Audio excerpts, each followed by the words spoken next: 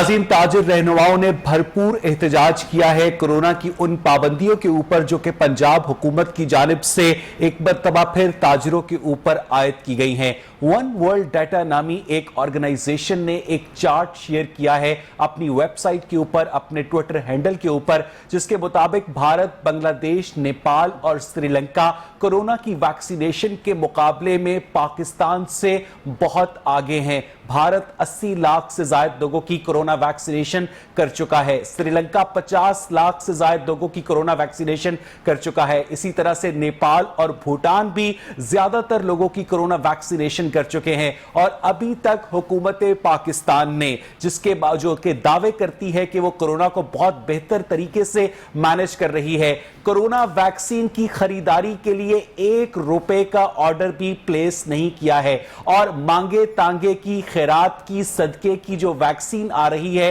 वो कुछ लोगों को लगाकर ये एक तासुर देने की कोशिश की जा रही है कि हम भी उसी दौड़ में शामिल हो चुके हैं। हमने देखा कि जिस तरह से महंगाई का तनासुब बढ़ा है, जिस तरह से ताजिरों की परेशानियों में इजाफा हुआ है, जिस तरह से जिले इंतजामिया की जानिब से कोरोना SOPs पर अमल दरामद करवाने के या न करवाने के नतीजे में दिहाड़ियां लगाई गई हैं, लोग रातों रात अमीर हुए हैं। एक मरतबा फिर कोरोना की थर्ड वेव का सामना है। अस्पतालों में आप चले जाएं तो आपको पता चलेगा कि वहां पर कोरोना वैक्सीन दस्तयाब नहीं है, वहां पर ऑक्सीजन सैचुरेशन वाले बेड दस्तयाब नहीं है, वहां पर डॉक्टर्स के लिए जो हिफाजती किट्स हैं वो भी इस वक्त दस्तयाब नहीं है। और पिछले साल हुकूमत पंजाब ने जो लाहौर के एक्सपो सेंटर के अंदर कोरोना फील्ड हॉस्पिटल बनाने की एक एक्सरसाइज की थी, अब तक उसका करोड़ों रुपए का जो बिजली का बिल है वो भी वाजिबुल अदा है, वो भी अभी तक अदा नहीं किया गया है। इस तमाम सूरत हाल में जो नई पाबंदियां एक आम आदमी को किस तरह से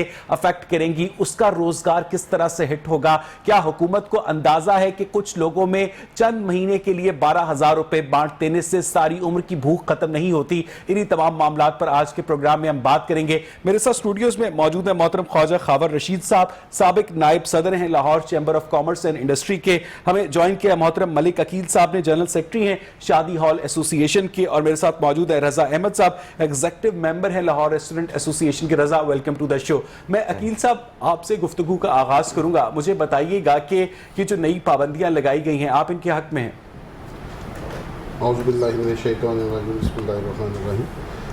सबसे पहले तो मैं ये कहूँगा कि इसके हक में तो कोई भी जो है, किसी भी जो ताजर बरादरी है या किसी भी इंडस्ट्री का, उसको बंद कर दिया जाए फंक्शन, अपना फंक्शन के लिए या उसकी प्रोडक्शन के लिए, तो वो तो उस पर कभी भी राजी नहीं होगा।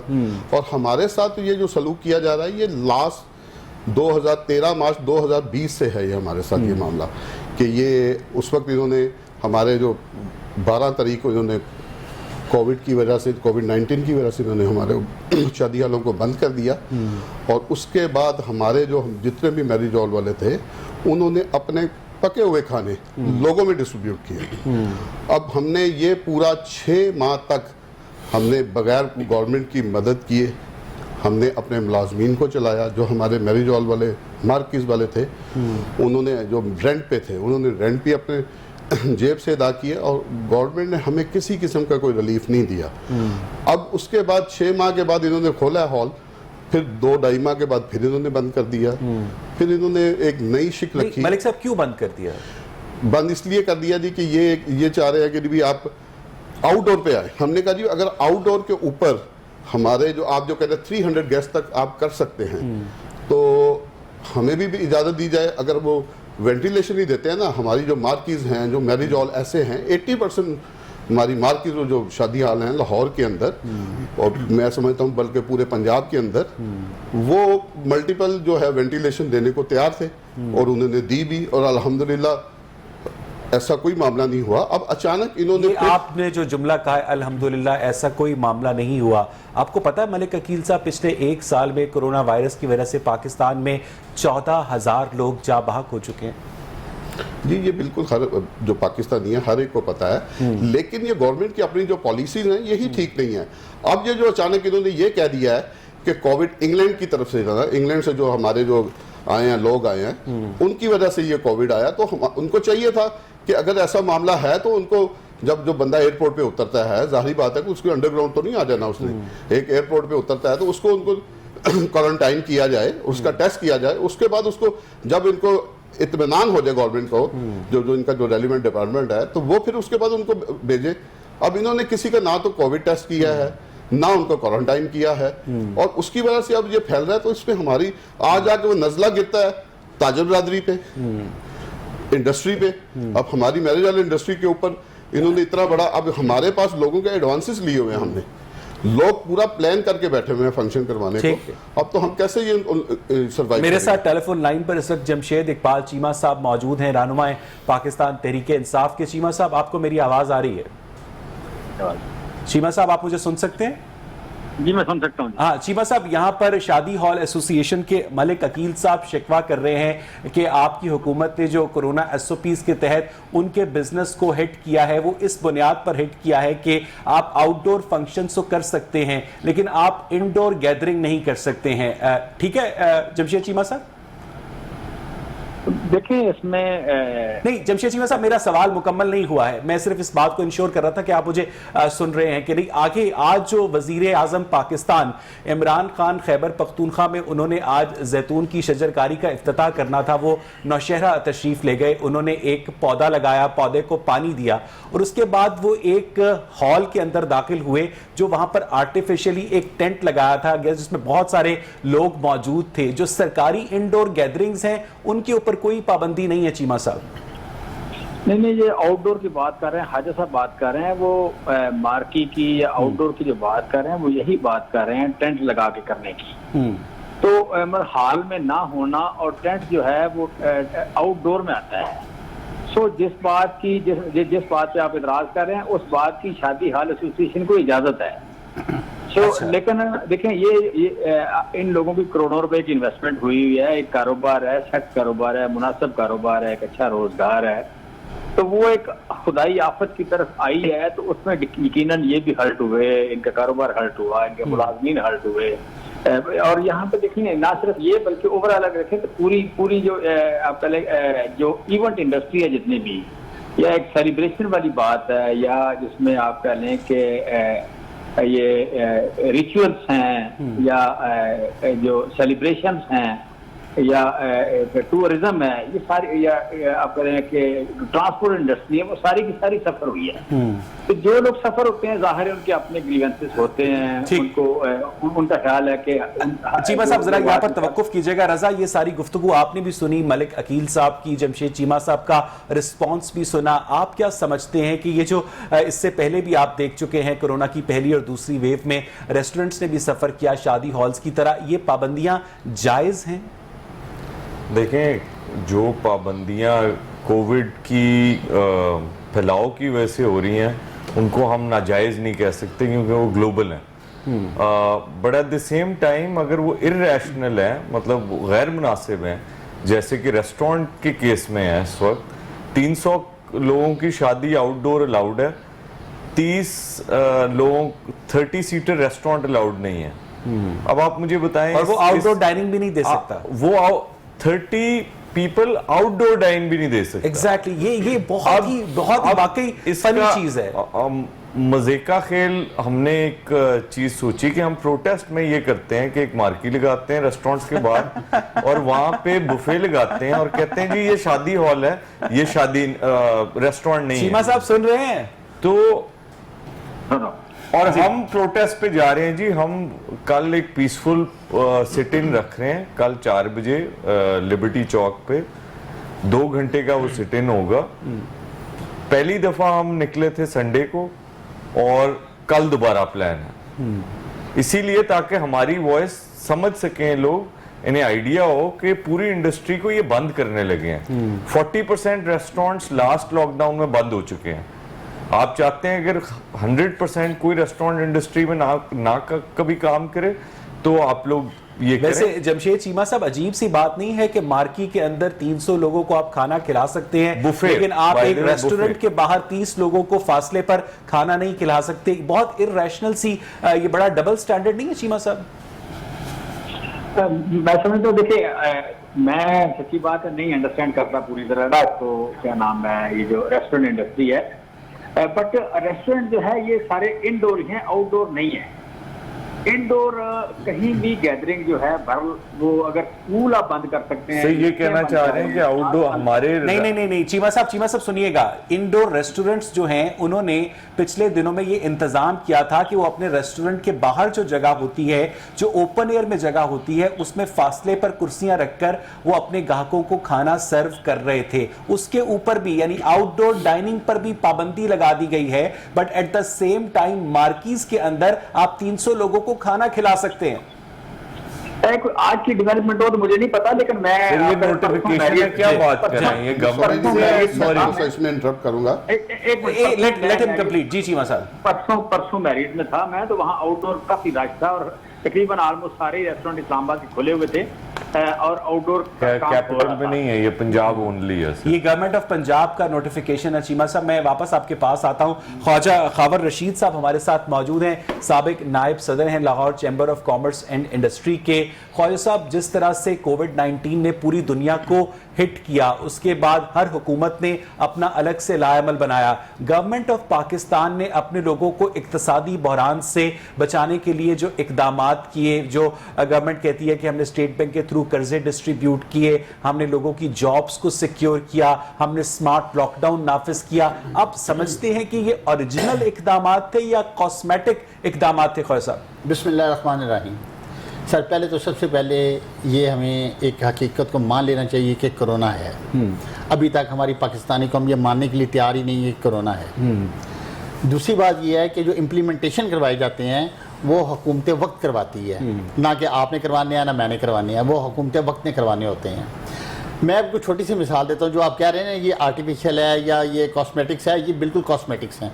यानी कि इसमें कोई, आपने ये देखा कि पिछले दौर में कितनी बेरोज़गारी हुई, कितने लोग दिवालिया हुए, कितने कारोबार बंद हुए, बेतहाशा लोग फारग हो गए, उनके पास खाने के लिए नहीं था, तो वो हुकूमत ने और लोगों ने उनकी हेल्प की। आपके सामने बात है। क्या हम ये दोबारा वो चीज़ रिपीट करना चाहते हैं? मैं आपको छोटी सी मिसाल देना चाह रहा हूँ। अभी हम मिसाल देते हैं दूसरे मुल्कों की। एक तो मैं छोटी सी मिसाल दूँ, मैं अभी कल आया हूँ यूएई से वापस। इम्प्लीमेंटेशन ये होता है कि यूएई में भी कोरोना हुआ है बहुत ज़्यादा। जब मैं यहाँ से गया तो मैं कोरोना टेस्ट करवा के गया हूँ। जब मैं वहाँ पे एयरपोर्ट पे उतरा हूँ तो एज़ पर SOPs उन्होंने कहा जी आप कोरोना टेस्ट दोबारा करवाएं यहाँ पे, और उसके बाद मैं एंटर होकर अपने होटल चला गया। उसके बाद उन्होंने कहा जी कि जब तक आपके पास रिपोर्ट ना आ जाए हमारी मोबाइल पे 4 घंटे 6 घंटे 8 घंटे 10 घंटे बाद आपने होटल से निकलना नहीं है। 12 जी मेरी रिपोर्ट 6 घंटे बाद आ गई, वो रिपोर्ट ठीक थी, बाहर आ गए। जब मैं वापस पाकिस्तान के लिए आया 5-6 रोज़ बाद, तो फिर मुझे दोबारा कोरोना टेस्ट करवाना पड़ा हुआ है। दूसरी बात यह है कि इम्प्लीमेंटेशन की बात हो रही है, वहाँ पर रेस्टोरेंट तमाम खुले हैं और उन्होंने सिर्फ ये कहा हुआ है जी कि आप एक टेबल पे 3 लोग बैठ सकते हैं। वहाँ पर आप मॉल सारे खुले हुए हैं, दुकानें सारी खुली हुई हैं 10 बजे तक। वहाँ पर लोगों को वैक्सीनेशन भी तो लग रही है ना? नहीं, तमाम लोगों को वैक्सीनेशन नहीं हुई। बहुत से लोग हैं जो मेरे जानने वाले हैं उनको वैक्सीनेशन नहीं हुई, लोग करवा रहे हैं और बड़ी आसानी से हो रही है वहाँ पे। मैं सिर्फ आपको ये बताना चाह रहा हूँ कि इम्प्लीमेंटेशन ये नहीं होता कि आप ये थोप दें अवाम पर कि जी आप 6 बजे दुकानें बंद कर दें। क्या ये मुझे ये मेरा एक सवाल है गवर्नमेंट ऑफ पाकिस्तान से, ये इन्होंने जो पंजाब में किया है, क्या कोरोना को 6 बजे के बाद नींद आ जाती है कि वो 6 बजे के बाद नहीं आएगा, वो यानी कि वो 6 बजे से पहले आएगा? ये कोई लॉजिक नहीं है कि एकदम 6 बजे दुकानें बंद कर दें तो एकदम रश हो जाता है, सड़कें भर जाती हैं। ये हमारे पास लास्ट तजर्बे हैं हमारे पास। ग्रोसरी स्टोर पे आप देखें रश किस तरह हो जाता है, दुकानों पे रश किस तरह हो जाता है। उसका ये हाल है कि कोई कह रहा है जी 8 बजे तक इसको कर दें, कोई कहता है जी 10 बजे तक कर दें। मेरी सजेशन है कि इसको 24 आवर के लिए खोल दिया जाए ताकि वो डिस्ट्रीब्यूट हो जाए। वो डिस्ट्रीब्यूट हो जाए, जिसने वो एक टाइमिंग कर ले कि हाँ जी मैंने इतने बजे से लेके इतने बजे तक दुकान खोलनी है, तो वो डिवाइड हो जाएगा आपको 24 आवर के, ना किसी का गिला रहेगा ना शिकवा रहेगा। दूसरी बात ये है इम्प्लीमेंटेशन जो है वो सख्ती से अमल दरामद करवाना होता है सरकार ने, जो कि हमारे यहाँ बिल्कुल भी नहीं है। आप मार्केटों में चले जाएं, आप देखें कि उधम मचा हुआ है, कोई बंदा मास्क पहन के नहीं फिर रहा, कोई सैनिटाइजर नहीं है, कोई सोशल डिस्टेंसिंग नहीं है। तो ये किसने करवाना है? ये हुकूमत ने करवाना है। अब ये सारा मलबा एक डाल दिया जाता है ताजरों पे, 6 बजे दुकानें बंद कर दें। क्या 6 बजे दुकानें बंद करने से कोरोना खत्म हो जाएगा? ठीक, ऐसी बात बिल्कुल भी नहीं है। मलिक अकील साहब, आप क्या समझते हैं कि अगर गवर्नमेंट ने आपके मुतालबात ना माने, आपके एहतजाज को मुस्तरद कर दिया, तो जिस तरह रजा जो है उनकी जो रेस्टोरेंट एसोसिएशन है वो एहतजाज कर रही है, तो आप लोग भी कोई इस तरह सड़कों पर आने का मलिक साहब इरादा रखते हैं? जी, सबसे पहले तो मैं एक बात की तस्दीक कर दूं कि इन्होंने हमारी मार्केट्स को भी इन्होंने कह दिया कि वो भी उसको आउटडोर उसको कंसीडर नहीं कर रहे, उसको इंडोर ही कर रहे हैं। अच्छा, हाँ जी। तो फिर आउटडोर शादियों का क्या मतलब है? आउटडोर शादियों का मकसद है कि आप किसी ग्राउंड में करेंगे, किसी लॉन में करेंगे, यानी मार्कीज भी है, उनके ऊपर भी पाबंदी है जी। और इन्होंने उसके बाद इसके पहले ये था कि अगर आप मल्टीपल वेंटिलेशन दे देते हैं, जो हॉल वाला दे देता है, जो मार्की वाला दे देता है, वो फंक्शन करे 50% कैपेसिटी के ऊपर, 100% कैपेसिटी से उन्होंने उसको रिड्यूस करके उन्होंने 50% ले आए हैं, और हम इस पे भी मानने को तैयार हुए हैं। और एक बात हो रहा है कि जो हमारे मैरिज हॉल में जो सिस्टम है, हर बंदे को सैनिटाइज करके अंदर भेजना और उसको मास्क प्रोवाइड करना, ये किसी इंडस्ट्री, किसी दुकान शॉपकीपर है या कोई भी ताजर इस तरह का नहीं किरदार अदा कर रहा जो हम लोग मैरिज हॉल वाले कर रहे हैं। और हमारे मैरिज हॉल के अंदर जो भी मेहमान आते हैं वो नहा धो के अल्हम्दुलिल्लाह वो बड़े अच्छे तरीके से वो अपने आप को सूटेड वूटेड करके आते हैं। और जो बीमार आदमी हो वो तो आता ही नहीं है फंक्शन अटेंड करने, वो तो आएगा ही नहीं। उसको वो बेचारा वो बिस्तर पे है या वो फील कर रहा है भी उसको कोई टेम्परेचर है या उसको फ्लू है, तो वो तो बहुत खुशगुमानी है आपको। पिछले साल 17 मार्च को खैबर पख्तूनख्वा के इलाके में एक शख्स सऊदी अरब से वापस आया, नहा धोकर उसने शादी में शिरकत की और पूरे खानदान को उसने कोरोना वायरस ट्रांसमिट किया और बाद में उसकी अपनी भी डेथ हो गई। नहाने से कोरोना वायरस नहीं जाता है मलिक साहब? लेकिन ये तो ठीक है, लेकिन वो अपने आप को वो एक फ्रेश होके आता है और उसके बाद हम उसको सैनिटाइज, उसको मास्क भी प्रोवाइड करते हैं और सोशल डिस्टेंस हमने बरकरार रखा हुआ है अपने हॉल्स के अंदर। तो ये सारा हमने ये पूरा जो भी है, जो गवर्नमेंट वालों ने, इदारों वालों ने हमें जो हदायत दी थी, उसके ऊपर जब तक कोरोना वायरस नहीं आया था तब तक तो गवर्नमेंट इस तरह की पाबंदियां आप पर नहीं आयद करती थी ना। एक जानिब लोगों की लाशें गिर रही हों, एक जानिब जंगी हालात हों और एक जानिब आप अपने मुनाफे के लिए, आप लोग सालों से ये कारोबार कर रहे हैं, अगर आप कुछ अरसे के लिए इन SOPs पर अमल दरामद कर लेंगे तो क्या हो जाएगा? सर, हमने जो SOPs के ऊपर अमल किया है और हमने 6 माह तक 13 मार्च 2020 से लेके 15 सितंबर बल्कि नवंबर तक हमने इस चीज़ को हमने गवर्नमेंट के साथ हमने कॉम्प्रोमाइज़ किया है। और हमारे साथ रिलेटेड जो इतने लोग हैं, वेंडर्स हैं हमारे, इतनी आप समझे कि तकरीबन कोई डायरेक्टली और इनडायरेक्टली तकरीबन कोई 40 से 45 इंडस्ट्री हमारे साथ इन्वॉल्व हैं। तो उनके लिए तो गवर्नमेंट लंगर खाने खोल रही है ना? हमारे लिए तो कुछ भी नहीं किया ना गवर्नमेंट ने, हमें तो कोई मसला नहीं, आप बाहर जाकर खाना खा सकते हैं। पिछले दिनों में तो उन्होंने हमारे साथ गवर्नमेंट ने अब एक नया प्रोग्राम भी लॉन्च किया, कोई भूखा ना सोए, आपको सालन रोटी भी मिल सकती है। तो अच्छा, अब आप लोग ये चाह रहे हैं कि ये गवर्नमेंट ये चाह रही है कि जो लोग हम अपने पके हुए खाने जो बच जाते हैं हमारे पास खाने, जो हम लोगों गुरबा में हम तकसीम करते थे, अब वो लोग चले जाए उन दस्तरखानों पे चले जाए जाके बोले। हम लोग तो उनमें से हैं। हमारे पास तो ऐसे स्टूडेंट आते हैं जो दिन के टाइम पढ़ते हैं और शाम के टाइम हमारे पास आके पार्ट टाइम जॉब करते हैं, एज ए वेटर्स जॉब करते हैं हमारे पास आके। अच्छा, जमशेद चीमा साहब, आपको आवाज आ रही है? जी आ रही है। जमशेद चीमा साहब, आपकी बात की तस्दीक कर दी, बल्कि उन्होंने हमारी भी तस्दीक की कि जो मार्कीज हैं उनके अंदर भी शादियों के फंक्शंस करने पर पाबंदी आयद कर दी गई है गवर्नमेंट ऑफ पंजाब के इस रीसेंट नोटिफिकेशन में। क्या कहेंगे आप? मैं कहता हूँ कि देखें, ये जो ना ये जो मतलब टेक्निकल लोग हैं, वो आप कह लें कि हेल्थ के हों या आप कह लें कि पेंडेमिक के हों या इकोनॉमी के हों या ज़राअत के हों या इंजीनियरिंग के हों, मतलब ये हो नहीं सकता कि इलॉजिकल को डिसीजन करे। ये सारे वेल थॉट आउट डिसीजंस हैं। डिस्ट्रिक्ट मैनेजमेंट के लोग, पहले के महकमा हेल्थ के लोग, इसके वेंटिलेशन के लोग, टेम्परेचर मेंटेनेंस के लोग। Well thought out decisions without the consultation of stakeholders. Cheema साहब, मेरा ख्याल ऐसा नहीं है, मेरा ख्याल ऐसा नहीं है। रजा साहब, आपसे कोई कंसल्टेशन हुई थी? सर, हमारे से कोई अकील साहब, आपसे कोई कंसल्टेशन हुई थी? हम तो बार खा कह चुके हैं सर, ये लोग स्टेक होल्डर्स हैं, हम इनके स्टेक होल्डर बिजनेस से इस्तेमाल में लिया नहीं चीमा जाता। साहब, हमारे साथ तो ये लोग मीटिंग ही कोई नहीं करते। मैं इंटरप्ट करूंगा। सबसे बड़ा इदारा लाहौर चैम्बर ऑफ कॉमर्स है जो ताजरों को लीड करता है, उसमें रेस्टोरेंट्स भी आ जाते हैं, मार्केट्स भी आ जाती हैं, तमाम ताजर आ जाते हैं। क्या लाहौर चैम्बर ऑफ कॉमर्स को स्टेक होल्डर है वो, उसको ऑन पेज नहीं लेना चाहिए? चीमा साहब, जी चीमा साहब, उनको पेज लेते मसला हल हो जाता है। ये सारा है, ये तो ज़ियाउल हक की आमरीत वाला हिसाब हो गया ना। मैं इत्तेफाक करता हूँ इनसे, बिल्कुल ये बात ठीक है कि स्टेक होल्डर को कॉन्फिडेंस में लेके उसको आपकी बात समझ आए, आपको उसकी बात समझ आए और आप एक कंसेंसस की चीज़ बिल्ड करें तो उसका ओनरशिप ज़्यादा होती है। सो मैं सच्ची बात है इस वक्त भी आई डोंट बिलीव कि आप कह लें SOPs बने हों और उसको स्टेक होल्डर्स में ना हो। और specially Lahore chamber of commerce का जो बड़े रीजनेबल लोग हैं, बड़े पढ़े लिखे लोग हैं, जो इलेक्टेड बॉडी है, बड़े बड़े पढ़े लिखे लोग हैं। सो बात जगह पे आप कह लें कि जिस तरह अभी बात ओपनिंग में नई मीर साहब की बात आ रही थी, कुछ ताजर इस तरह की बातों पर कर जाते हैं बातें जो रीजनेबल नहीं होती। नहीं चीमा साहब, आप कह रहे हैं कि आप नहीं मान सकते कि स्टेक होल्डर से मुशावरत ना की गई हो। लाहौर चैम्बर आपके सामने बैठा है, कह रहे कोई मुशावरत नहीं हुई। मार्कीज आपके सामने बैठी हो, कह रहे कोई मुशावरत नहीं हुई। रेस्टोरेंट एसोसिएशन आपके सामने बैठी है, कोई मुशावरत नहीं हुई। सर मैं बात कर रहा हूँ कि लाहौर चैम्बर जो है बड़ी बड़ी रीजनेबल बॉडी है, ज्यादा पढ़े लिखे लोग हैं, ये समझ ये ज्यादा अंडरस्टैंड करते हैं। कम से कम इनसे डिस्कशन होनी चाहिए थी और अगर नहीं हुई तो मैं definitely I will ask from the concerned authority tomorrow. ये प्रैक्टिस जो है ये हमेशा पे करती है और ये होनी चाहिए। चीमा साहब हमारे साथ ही लेकर नाज़रीन, मुझे यहाँ पर एक ब्रेक लेनी है। जब हम ब्रेक से वापस आएंगे तो अपने पार्टिसिपेंट से कोरोना की थर्ड वेव के दौरान जो सरकार की थ्योरी है और जो सरकार की प्रैक्टिस है और इस थ्योरी और प्रैक्टिस के तजाद में जो इम्प्लीमेंटेशन करवाने के लिए पुलिस वालों की जो दिहाड़ियां होती हैं उस पर भी बात करेंगे ब्रेक के बाद। Stay with us.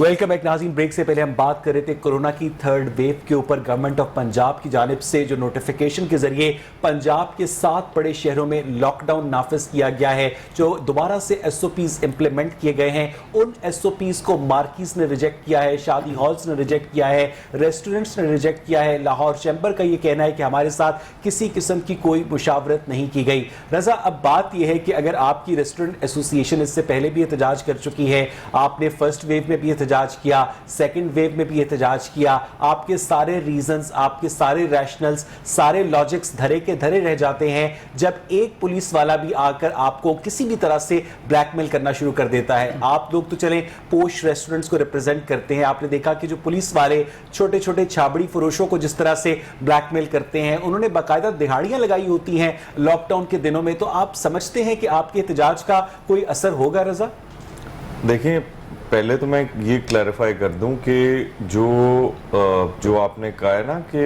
टारगेट हमें किया जाता है, हमें ही किया जाता है। जो रोड साइड रेस्टोरेंट्स हैं, जो कर्ब साइड ठेला लगा हुआ है, उस पर कोई पाबंदी नहीं है और वो जाहिर है हम भी उसके खिलाफ नहीं है कि ठीक है एक बंदे की जो गरीब आदमी है उसकी रोजी रोटी लगी हुई, हम उसके बिल्कुल खिलाफ नहीं है। थ्रू आउट पूरा साल वो खुले रहे हैं, हम 6 महीने बंद रहे हैं। हमने, और मैं इस चीज की भी वजाहत कर दूं कि जो आपने बात की ना कि हमने पहले एहतजाज किया, सिर्फ फॉर द रिकॉर्ड हमने कोई एहतजाज नहीं किया था पहले। आपने during the first way, no मैं आपको क्लैरिफाई, इस संडे को हमने एहतजाज किया। पहली दफा हमने सिर्फ एक मैसेज अक्रॉस करना था गवर्नमेंट को कि हम इस दफा सीरियस हैं कि हम इस चीज को होने नहीं देंगे। और ये वाकई बात सच है कि हम ये बिल्कुल एक्सेप्ट नहीं करते कि जब आपकी डिसीजन मेकिंग में इरैशनैलिटी है, जब क्लोज्ड आपने शॉप्स खोली हुई हैं, मार्केट्स खोली हुई। लेकिन अभी चीमा साहब तो ये कह रहे थे कि गवर्नमेंट के ब्यूरोक्रेट्स के जो डिसीजंस होते हैं वो बड़े वेल थॉट आउट डिसीजंस होते हैं। देखें, ये अगर आपको मेरी बात पे कोई शक है, आप ऑर्डर पढ़ें एक दफा, जो मैं 2 दफा पढ़ चुका हूँ जी। आप उसमें ये देखें कि हमारे रेस्टोरेंट आउटडोर से पहले 300 आउटडोर की शादी की इजाजत है। आप ये बताएं कि रेस्टोरेंट्स जिनका आपको पता हो उनके कितने आउटडोर सिटिंग होती है, कितनी कैपेसिटी होती है? 30-40 जी बेसिकली। एंड हम उस सेक्टर की बात ही नहीं कर रहे जो इनफॉर्मल में आता है, जो टैक्स नहीं देता। वो सब तमाम रेस्टोरेंट्स और road side restaurants as it is पहले भी खुले हुए थे, अभी भी खुले हैं और खुले रहेंगे। ठीक है, मेरे साथ इस वक्त टेलीफोन लाइन पर अदीब इकबाल शेख साहब मौजूद हैं, जोनल चेयरमैन है मैन्युफैक्चरर्स एंड एक्सपोर्टर्स एसोसिएशन के। अदीब साहब, आपको मेरी आवाज आ रही है? अदीब साहब, ये जो रिसेंट पाबंदियां आयद की गई हैं कोरोना एसओपीज के नाम पर हुकूमत पंजाब की जानिब से, आपकी एसोसिएशन इन पाबंदियों से इत्तफाक करती है, इख्तलाफ करती है? अगर इख्तलाफ करती है तो क्या इन पाबंदियों से आपके बिजनेसेस अफेक्ट होंगे? अदीब साहब अस्सलाम वालेकुम जी। जी, सबसे पहले जी शुक्रिया जी, आपने अपने चैनल में मुझे मौका दिया है। रिगार्डिंग जी, मैं जी पाकिस्तान रेडीमेड गारमेंट्स मैन्युफैक्चर का जोनल चेयरमैन हूँ जी, हमारे रिप्रेजेंट कर रहे हैं, हम एक्सपोर्टर्स जो है जितने हैं उनको रिप्रेजेंट कर रहे हैं। हमारे जो मेंबर्स हैं, 5.5 बिलियन US डॉलर की एक्सपोर्ट है। अच्छा, मैं कहने का आवाज आ रही है जी आपको? जी जी, मुझे आ रही है। अच्छा, प्रॉब्लम ये है कि लॉकडाउन किनकी प्लानिंग कोई नहीं है गवर्नमेंट की नजर आ रही कि जब दिल करता है कोई लॉकडाउन कर देते हैं, कोई इनके पास कोई अलर्ट पॉलिसी नहीं है कि अलर्ट करे लोगों को पहले। और हमें आप खुद बताएं कि प्राइम मिनिस्टर साहब ने खुद ऐलान किया था जी पाकिस्तान से कोरोना खत्म हो गया, उसके बाद कैसे ऐसा कोई नहीं अदीब साहब, वजीर आजम इमरान खान ने ऐसा कोई ऐलान नहीं किया था कि पाकिस्तान से कोरोना वायरस खत्म हो गया। आपने कोई फेसबुक के ऊपर या ट्विटर के ऊपर कोई जाली पोस्ट देखी होगी। जैसे उन्होंने दुआएं की थी जी, हमने की है, मुकम्मल हो गया, हम उस फेज से गुजर चुके हैं, तो उसका मकसद क्या था सर प्राइम मिनिस्टर साहब का? जब प्राइम मिनिस्टर साहब थोड़ा सा भी ढीला बोलेंगे, ये बात करेंगे, तो उसका इम्पैक्ट तो गलत आएगा ना। बाकी हमारी रिगार्डिंग जो बिजनेस के हवाले से बात कर रहे हैं, बिजनेस तो पहले ही डिस्टर्ब हो चुके हैं। हम तो ऑलरेडी अपनी कम्युनिटी पूरी नहीं कर पा रहे, क्योंकि मसला ये है कि जब गवर्नमेंट का दिल का लॉकडाउन कर देती है, और उससे बड़ा मसला जो हमें जो फेस आ रहा होता है, कुछ बिलीव के आए रोज कोई ना कोई हमारी फैक्ट्रीज में आके कोरोना के लिए आ रहे होते हैं लोग। अच्छा अदीब साहब, कोरोना जब से शुरू हुआ आपने अपनी फैक्ट्री से लोगों को मुलाजमतों से बरतरफ किया? बहुत ज्यादा एम्प्लॉयमेंट, बहुत ज्यादा। लेकिन आज ही गवर्नर स्टेट बैंक रजा बाकिर साहब एक तकरीब से खिताब करते हुए ये क्रेडिट ले रहे थे कि स्टेट बैंक ने कमर्शियल बैंक्स के थ्रू आप लोगों को कर्जे दिए कि आप लोग अपने मुलाजमों को ले ऑफ ना करें, और ये हुकूमत ने इस तरह 250 अरब रुपए तकसीम किए। बड़ी वो बहुत अच्छी बात आपने की है। वो रजा बाकिर साहब से पूछे वो 250 अरब किसने लिए हैं? एसएमई को दिए हैं, तो जो बड़े बड़े आपके इंडस्ट्रियल उनको दिए हैं। एक एसएमई मुझे बात ये है कि मैं बात कर रहा हूँ स्मॉल मीडियम की, जिसको जो बंदा पिस रहा है ना, वो स्मॉल मीडियम इंडस्ट्री वाला पिस रहा है आपका, उसको बताया इन्होंने 1 रुपया भी दिया है। अच्छा अदीब साहब, आपने जिन लोगों को अदीब साहब मुलाजमतों से बरतरफ किया कोरोना की वजह से, आपने उनसे कहा कि हालात बेहतर होने पे उन्हें वापस दोबारा मुलाजमतें दी जाएंगी? बिल्कुल हमने कहा उनको, लेकिन देखिए हमारे जो एम्प्लॉइज होते हैं, हमारे एसेट्स होते हैं, वो बिलीव करें बड़ी मजबूरन हमें फारग करना पड़ा उनको।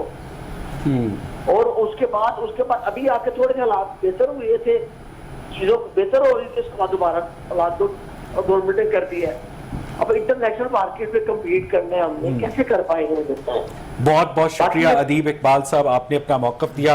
ख्वाजा साहब, ये सारी गुफ्तगू भी आपने सुनी। गवर्नर स्टेट बैंक कहते हैं कि हमने स्मॉल एंड मीडियम एंटरप्राइजेस को, हमने बड़े इंडस्ट्रियलिस्ट को कर्जे दिए ताकि वो अपने लोगों को मुलाजमतों से ले ऑफ ना करे। अदीब साहब कह रहे हैं कि कम अज़ कम हमें तो इस तरह के कोई भी पैसे नहीं मिले। ख्वाजा साहब जी, बेसिकली अदीब का तलक भी लाहौर चैम्बर से है, वो भी हमारे एग्जीक्यूटिव कमेटी मेंबर हैं, और मेरा तलक भी लाहौर चैम्बर से है। जब ऐसी कोई बात होती है तो लाहौर चैम्बर में सबसे पहले ये बात पुटअप होती है। अभी तक तो हमने किसी से ये नहीं सुना कि जी उसको कोई कर्जा दिया गया है। अच्छा, अब ये जो कर्जों का मेथड है, ये बड़ा लॉन्ग प्रोसेस है, ये किसी के बस की बात ही नहीं। ये जो 250 अरब रुपए की स्टेट बैंक बात कर रहा है, ये क्या हवा के अंदर गायब? वो जिस तरह बात किया है ना कि ये फिर उन्हीं को पता होगा किसको दिए हैं। हमारे किसी ताजर को या हमारे किसी इंडस्ट्रियलिस्ट को ये ऐसा कर्जा नहीं मिला। बहुत ज़्यादा डाउन साइजिंग हुई, बहुत ज़्यादा बेरोजगारी हुई लास्ट टाइम, और ये अल्लाह ना करे अब वही स्टेज दोबारा ना ले आएं। ये जो कर रहे हैं लोग, बड़े मुश्किल से दोबारा सेटल डाउन हुए हैं बड़े अरसे बाद, तो ये दोबारा वही किस्सा दोबारा शुरू ना हो जाए। जिस तरह ये इन्होंने फरमाया कि जी 40 सेक्टर हैं इससे मुंसलिक शादी हाल से, 40 नहीं है तकरीबन ये 68 हैं जी, जो हमने एक चैम्बर में हमारे महल आप लोग ही आए थे, तो ये 68 सेक्टर हैं जो इनके साथ मुंसलिक हैं। अंदाजा करें कि अगर ये शादी हाल बंद हो जाते हैं, रेस्टोरेंट बंद हो जाते हैं, तो वो लोग क्या करेंगे? वो सड़कों पे आएंगे, डकैतियां करेंगे, चोरियां करेंगे, लॉ एंड ऑर्डर का मसला बनेगा। ख्वाजा साहब जरा तवक्कुफ कीजिएगा, मेरे साथ जमशेद इकबाल चीमा दोबारा टेलीफोन लाइन पर मौजूद हैं। जमशेद चीमा साहब, आप मुझे सुन सकते हैं? जी सुन सकता हूं। जमशेद चीमा साहब, भारत, नेपाल, श्रीलंका, भूटान, ये सब कोरोना वैक्सीनेशन में पाकिस्तान से बहुत ज्यादा आगे हैं और पाकिस्तान की हुकूमत ने अब तक ₹1 की कोरोना वैक्सीन खरीदने का ऑर्डर, जिस वक्त मैं आपसे बात कर रहा हूं, अभी तक इस्लामाबाद से ऐसा कोई ऑर्डर प्लेस नहीं हुआ है। क्या सदके खैरात की वैक्सीन से हम 22 करोड़ लोगों को कवर कर सकते हैं? अच्छा, मुझे समझ नहीं आ रही कि आपको सदके खैरात से क्या मसला है। नहीं सर, सदके खैरात से ये मसला है कि हमसे गरीब ममालिक अपनी हुकूमत के लिए, अपने लोगों के लिए पैसे खर्च करते हैं। अब सुन लेना, यहाँ देखें, आप बड़ी कंट्राडिक्टरी बातें करते हैं, बड़े कंट्राडिक्टरी हरकतें करते हैं। देखें, यहाँ पे मैं अभी मेरा आपके प्रोग्राम की ओपनिंग हुई, आप कह लें नई मीर साहब की बात से। एक बंदा कहता है कि मैं स्टेट को टैक्स दूंगा, उसे आप बुला लेते हैं और स्टेट को बुला के कहते हैं जी आप पैसे क्यों खर्च करते? भाई स्टेट चलती टैक्स के पैसों से है, स्टेट टैक्स के पैसों से चलती है और स्टेट जो है उसमें स्टेट ये खान टैक्स है, ये परवेज वलाई की गवर्नमेंट थी, ये शौकत अजीज की गवर्नमेंट थी, ये नवाज शरीफ की गवर्नमेंट थी, ये यूसुफ गिलानी की गवर्नमेंट थी। टैक्स रजीम उसी तरह तकरीबन आ रही है। अच्छा। वही टैक्सेस हैं।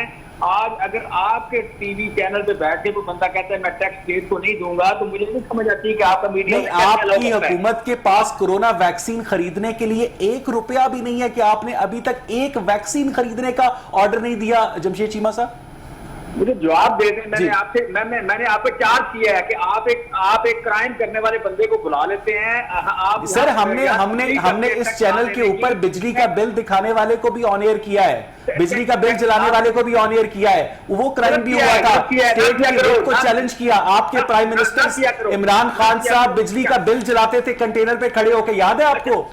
अच्छा, दूसरी बात इसमें यह है, इसमें इंपॉर्टेंट ये है कि आपकी जो फिगर है कि हमने नहीं लिए। आज अगर 60 साल से एक ज्यादा उम्र के 60 साल एंड अबव के वैक्सीनेशन हो रही है तो वो यकीनन स्टेट दे रही है। यहाँ से सर, आपकी स्टेट सदके खैरात की वैक्सीनेशन के ऊपर कुछ लोगों को टीके लगाकर उनकी तस्वीरें मीडिया में बांट रही है। आपकी हुकूमत ने ₹1 की कोरोना वैक्सीन खरीदने का ऑर्डर नहीं दिया अभी तक। अगर मेरा इतबार मौजूद है कि मुझे इमदाद मिलती है तो आपको इस पे इतराज क्या है? मुझे तो ये सर, आपको इमदाद 22 करोड़ लोगों के लिए नहीं मिल सकती। भाई यहाँ 22 करोड़ लोगों को ही वैक्सीनेशन होनी है, मुफ्त नहीं होनी। जो खरीद सकता है वो खरीद के लगाएगा, जो नहीं। अगर नेपाल की हुकूमत अपने शहरियों के लिए कोरोना वैक्सीन खरीद सकती है, श्रीलंका खरीद सकता है, भूटान खरीद सकता है, मालदीव खरीद सकता है, तो पाकिस्तान क्यों नहीं खरीद सकता? चीमा साहब, भाई कौन कह रहे नहीं खरीद सकता? आपने अब तक ऑर्डर ही नहीं दिया। आपने अब तक ऑर्डर ही नहीं दिया। अब मेरी बात सुन लो। कशकोल फैला के लोगों के आगे आप लोग जाते हैं, पाकिस्तान का नाम तो अलग से बदनाम करते हैं आप लोग। अब अगर आपने सिर्फ बोलना है, अगर आपने यकतरफा बोलना है तो मुझे ना बुलाएं आप। जी चीमा साहब, आप अपनी बोलने नहीं देते। जी चीमा साहब, क्या है? जी चीमा साहब, नहीं करने देते। जी आप अपनी बात करें। अब प्लीज रुके जरा। अगर आपने बुलाया है, अगर आप समझते हैं कि मैं तो बात कर सकता हूँ तो मुझे बुलाया आपने, तो बात तो करने में। जी चीमा साहब, आपने तकरीर ही करनी है, तकरीर करनी है तो आप वहां आपके चैनल आपके पास मौजूद, आप करते रहे। चलें, करें बात। अच्छा, मुझे सिंपल मेरा वैसे देखें, आप पढ़े लिखे आदमी है, मुझे ये बताएं कि आप खैरात क्यों लफ्ज इस्तेमाल करते हैं? भाई क्या यहाँ पे 1947 से आज तक इमदाद नहीं आ रही? क्या हम किसी को इमदाद नहीं दे रहे? क्या इंटरनेशनल बरादरी ने कभी किसी ने इमदाद को रिफ्यूज किया है? क्या जापान ने कभी इमदाद नहीं ली? चाइना ने नहीं ली, अमेरिका ने नहीं ली, यूके ने नहीं ली? कौन सा मुल्क है कि जब उसको इमदाद की जरूरत पड़ी और उसने डिनाई किया इमदाद को? आप खैरात ऐसे लफ्ज इस्तेमाल कर रहे हैं जैसे मतलब आपको ताना दे रहे हैं कि स्टेट ने नहीं, मैं वाकई ताना दे रहा हूं कि आपके पास महंगी गाड़ियों के लिए बड़ा ही- पैसे बड़ा हैं, ही- आप लोगों के पास हुक्मरानों की अय्याशियों के लिए पैसे हैं, उनके ट्रिप्स के लिए पैसे हैं, आपके पास कोरोना वैक्सीन खरीदने के लिए 1 रुपया नहीं है। चले, आप इमदाद को कहते हैं कि वो ताना नहीं है, क्या वो इमदाद 22 करोड़ लोगों के लिए काफी है? भाई देखें, यहाँ पे 22 करोड़ लोगों को आप कह रहे हैं कि मुफ्त वैक्सीनेशन चाहिए भी नहीं। यहाँ पे बहुत सारे लोग हैं। अच्छा चीमा साहब, मुझे यहाँ पर एक कमर्शियल ब्रेक लेनी है और नाज़रीन जब हम ब्रेक से वापस आएंगे तो अपने पार्टिसिपेंट से कोरोना की थर्ड वेव के हवाले से मजीद बात करेंगे। चीमा साहब को भी इनकॉर्पोरेट करेंगे। मलिक अकील साहब, रजा साहब, ख्वाजा खावर साहब हमारे साथ मौजूद हैं। Stay with us.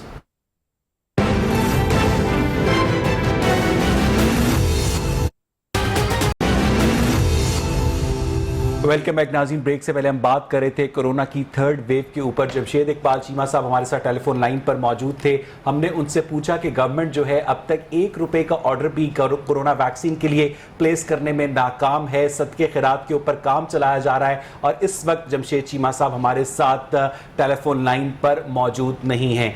रजा साहब, आपने ये सारी गुफ्तगू, आप आज का सारा प्रोग्राम आपने देखा, गवर्नमेंट की संजीदगी का भी आपको अंदाजा हो गया, अपनी लिमिटेशंस का भी आपको पता चल गया। इन लिमिटेशंस के अंदर रहते हुए आप लोग अपने वर्कर्स को ले ऑफ करने की जगह या सैलरी कट्स लगाने की जगह उनको कुछ रिलीफ दे सकते हैं?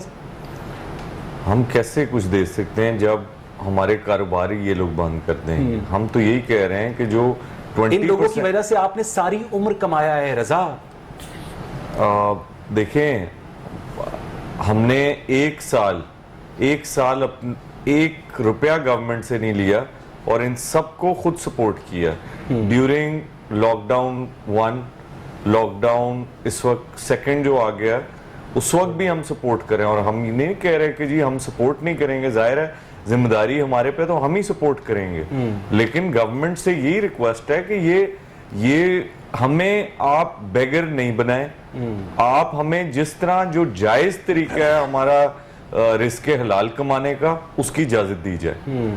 यानी आप हमें उनकी इमदाद नहीं चाहिए। आप मांगने को बुरा समझते हैं? जी बिल्कुल, अच्छा। बिल्कुल। मलिक अकील साहब, आप लोग अपने वर्कर्स को किसी किस्म का रिलीफ देंगे या उन्हें नौकरियों से फारिग किया जाएगा? जी, हम तो पिछले साल भी जो 2020 गुजरा है उसमें भी हमने किसी वर्कर को फारिग नहीं किया। हमने कारोबार किया या नहीं किया, हमने उनको पूरी सैलरीज दी हैं। सीरियसली? अल्हम्दुलिल्लाह हमने पूरी सैलरीज दी हैं अपने जो वर्कर्स को। और अभी तक आप हमारे मैरिज हॉल किसी को भी विजिट कर लें, आपको वो पुराने चेहरे नजर आएंगे अल्हम्दुलिल्लाह। और हमने किसी को फारिग नहीं किया, अभी भी नहीं कर रहे। एक शादी हॉल को औसतन कितना रिलीफ अगर गवर्नमेंट एक पैकेज अनाउंस करे तो चाहिए होगा मलिक अकील साहब? सर, हम इस तरफ तो जा ही नहीं रहे। हम रिलीफ की तरफ तो आगे भी हमें कई मरतबा इन्होंने कहा है कि हम आपको रिलीफ देंगे जी, ये करेंगे। हमें आपसे कुछ अर्सा पहले हमाद अजहर साहब से भी हमारी एक मीटिंग हुई इस्लामाबाद में, तो उन्होंने कहा जी हम आपके लिए मैरिज हॉल इंडस्ट्री के लिए रिलीफ पैकेज लेके आ रहे हैं।